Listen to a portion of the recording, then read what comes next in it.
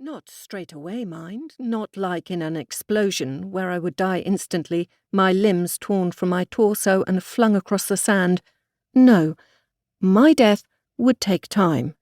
Sometimes as long as 2 weeks, but it would come. There's no doubt about that.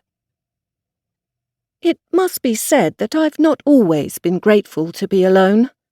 I hadn't planned this life of solitude.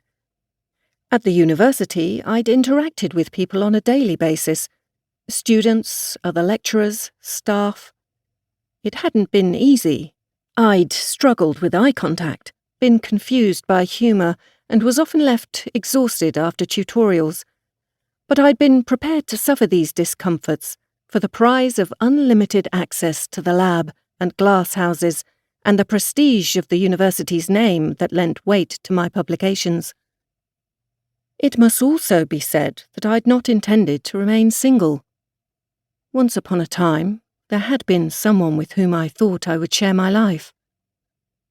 An attractive, intelligent, witty acquaintance who'd accepted my peculiarities, perhaps even loved me for them, but in the end chose someone else. I try not to dwell on this. What's the expression? 'Tis better to have loved and lost. Better to have experienced that doubt, that ache, that misery. As I said, I try not to dwell on it, but that can take great effort. Better to find other outlets, other distractions. My father was a keen astronomer.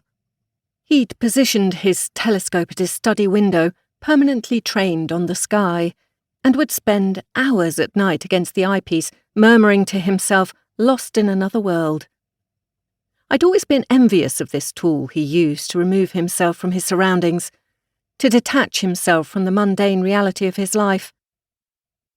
Sometimes, when I was a child, and if Mars or Saturn were particularly bright, he would wake me in the middle of the night and take me half asleep to look through the eyepiece, and I would gaze at the distant points of light full of wonder.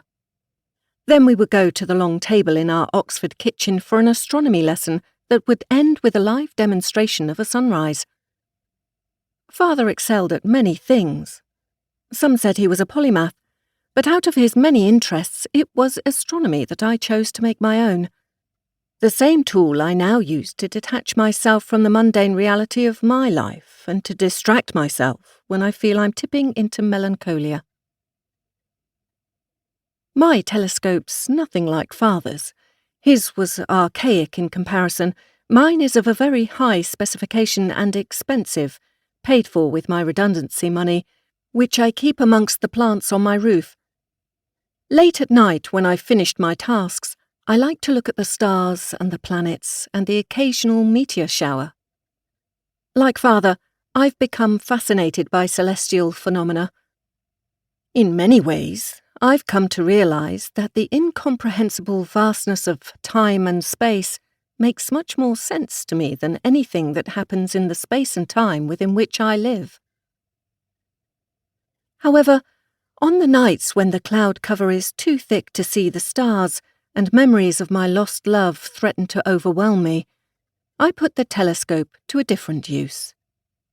Please be assured, I do this with no ill intent.